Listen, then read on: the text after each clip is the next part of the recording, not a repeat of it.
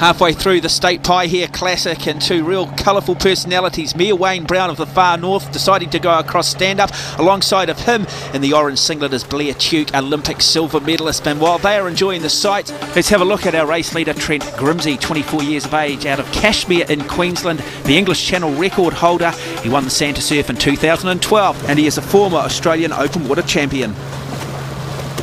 So still kicking up that stroke rate at the moment is Grimsey, and a little bit of kick, a bit of a probably a 4-beat kick going on, so that's pretty positive at that stage of the race to be having a kick of that size. A lot of open water swimmers tend to let the legs just flow behind, and that could be the difference. So back to Kane Radford. He's obviously not going to be letting go. He's going to be putting everything he can into trying to chase down Grimsey at the moment. And this is interesting. We've seen very much a split in this chase group as we now see Philip Ryan looking to try and come back across and get on the feet of Cody Grimsey. This is good stuff. This is tactically what he needs to do. So now what will Kane Radford out to the left-hand side do? Will he look to try and come across? Because at the moment he is in no man's land. Well, all of them hoping to get the straightest and best line they can, and with them all eyeing each other up. They'll be eyeing each other up and saying, who's got the best line? Who should I be following? Should I be following any of them? Should I take my own line? And that's the magic thing about open water swimming. Navigation plays such an important part, and a race can be won or lost on navigation. And back to the front of our women's race, Charlotte Webby out of Taranaki in the green cap. The winner of the Santa Surf, 200 metre national butterfly champion over the short course, and she is a former series winner in the State New Zealand Ocean Swim Series. Doing it on her own a little bit here, but as you said, Mark, she'll be wanting to, you know, she can put her eyes on some of the guys and try and catch them. And Jonathan Whittle still just hanging on to her, or just come off the back of her toes there, so he'll be swimming a bit on his own now. And back up to the front of the field in the pink cap, Grimsey, Trent Grimsey. And I was saying earlier, there's a third brother in the family, Ridge Grimsey, who's looking to come over the Tasman for some of the later races in the series. And the tide playing a very important part in the swim. The swims here are done on the change of the tide, but really does affect the swimmers' direction as they head across to Paihia. And here's a look at Philip Ryan, and he's been recently come back from the World Cup Series of open water swims, and he'll be happy with his position at the moment. A beautiful shot of the chopper looking back to Russell, and here the finish line on Paihia Beach. Well, Trent Grimsey, he'll now be just starting to get a sense that he's not too far away from taking out this first event in the State New Zealand Ocean Swim Series, the Paihia Classic. But he's got to make sure he maintains that concentration, he maintains that composure, because as you get towards the end, it is incredibly physical, but it also gets demanding mentally, and just that slightest lapse in concentration can open the door. But he is certainly an experienced swimmer. You don't hold the record for swimming the English Channel unless you know how to navigate, and look at that. What a wonderful display of swimming from Grimsey, the Australian. So a big spread in the chase group now, and that looks to be Radford off to the right, and Grimsey looks to have about 80 metres on that chase group. He'll be happy with that position, and he's just getting to his feet, the dolphin diving. And Trent Grimsey, again, he came here confident he could win this. He's got on the start line, he said goodbye over the first 200 metres, he casually looks back over his left shoulder, and he'll realise that he's won with this with ease, and the Australian will take out event 1, the Paihia Classic, in convincing and emphatic style. And now the race is on for second place, 3 of them all converging into the finish area. Who's going to take it out? The all-important points for the Elite Series competition. Well, we already see Kane Radford out to the left, get first to his feet, I think, and Radford now gets the dolphin dive, the wade going, just takes a wee stumble. This is always the tough part, that blood has to run back down into the legs, and New Zealand's Kane Radford will be second, and I think we'll have to bring the camera out for third and fourth. Will it be Grimsey? It'll be Philip Ryan, the National Open Water 10K champion, over young Cody Grimsey. Well, that's a bit of an upset with Cody coming in fourth, so Philip Ryan will be absolutely wrapped with third place.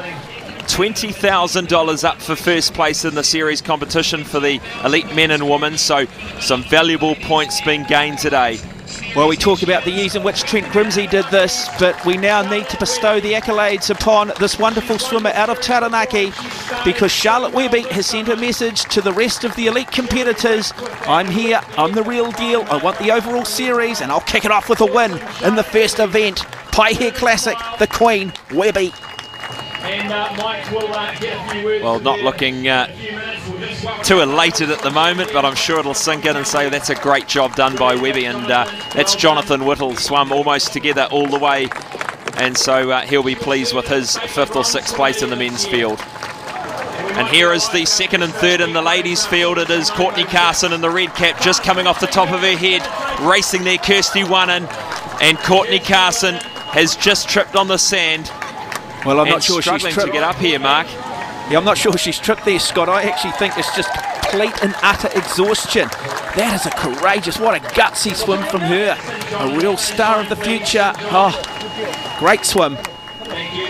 Brent, congratulations on the win today. Just talk us through the race, mate. Oh, thanks so much. I mean, you never really know what to expect in these type of races, so look, I just tried to get off to a good start, try and get a lead early and hang on to it. And look, it's panned out perfectly for me today, and able to win by quite a bit. Well, from the water, from outside watching you, you seemed to get out to good lead, and it just kept building and building and building. So you felt as though you were getting stronger through the race?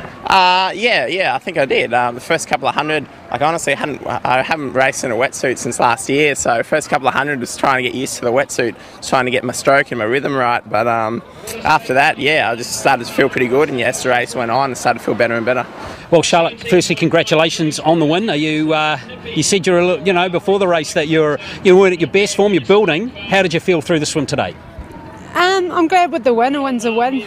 I guess I didn't go completely to plan. I had a really bad navigational for me, I personally thought, but I can't be disappointed. I got the 100 points to start the season, so I'm happy with that. So why did things not go right tactically on the navigation today then? Just the goggles, really.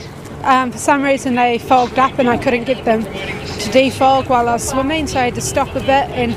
But you get that in open water, and that's the fun of it. Challenges arise and you've just got to try and fight them. And confirming the men's race, Trent Grimsey, a comfortable winner by just on 1 minute over Kane Radford, who's got plenty of work to do between now and the next race. Philip Ryan in 3rd place. A comfortable win for Charlotte Webby in the ladies' field in 45 minutes. A couple of minutes back to Kirsty Wunnan in 2nd. And the 15-year-old from Christchurch, Courtney Carson, rounds out the top 3. Well, the elites are finished. There's still a number of athletes out there completing the 3.3k. But if the longer distance is not for you, there is an opportunity to swim 1,000 metres in the Step It Up 1,000. And some certainly putting it on for the crowd. Great support from family and friends. And while that was being completed, a very special athlete was completing the 3.3k journey, Margot Forrest.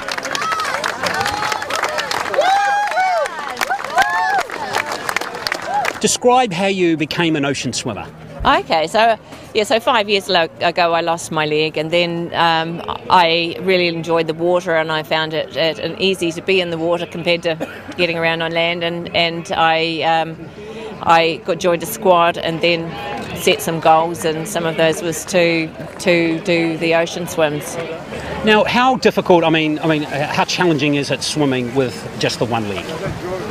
I imagine it's just quite a bit slower than it was. Previously, I didn't ever do competitive swimming. I've never been very interested in competition, but it's once I got into the pattern of it, it was a lot easier than I thought. Well, congratulations on the achievement. What was your time, if you don't mind me asking? I don't know. I believe it was slower than it was last time. Yes, indeed. Times right across the board, very much slower, but beautiful conditions. And we talked about the Step It Up 1,000. But even earlier than that, if you want to experience open water swimming, there was an opportunity to have a crack at the Give It A Go 300, Scott. That's right, Mark. It's a 300-metre swim off the beach. It's not far, so for the people that are a little bit nervous in the ocean, it's a good one to start with. Most swimmers swim in the pool, so this is their first opportunity to experience some of the differences between swimming in a pool. Obviously, no black line to follow, and have to start looking up regularly. There's all ages and abilities, some with wetsuits, some without, and it's great to see them having a go. Dashing up towards the finish line. And the one thing that is common through all the events, there is certainly a competitive spirit in a lot of the youngsters. And if you're inspired by what you see, there are still 5 more races left in the State New Zealand Ocean Swim Series. Check out oceanswim.co.nz. The next race, December 2nd, it is the Harbour Crossing in Auckland.